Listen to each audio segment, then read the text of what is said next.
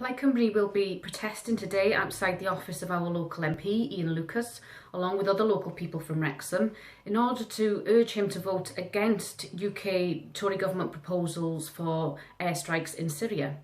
The truth is that the UK bombing Syria, in addition to the various countries that are already bombing in the country, won't lead to the defeat of IS, nor will it bring stability to the region. In fact, it risks escalating the current crisis even further.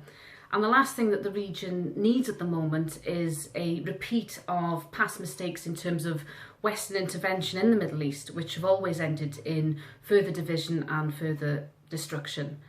What's needed is a comprehensive plan that's agreed by all the governments involved and the Syrian people for a peace plan for Syria and for the wider region.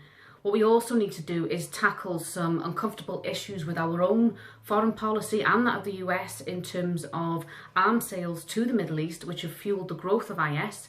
We also need to bring pressure to bear on countries such as Saudi Arabia, who are known to be supporting and financing IS.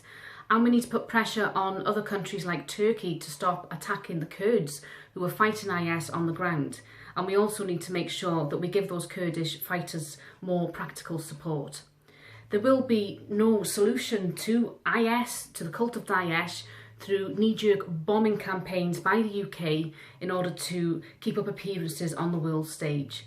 So we'll be urging our local MP to vote against UK government proposals for airstrikes in Syria.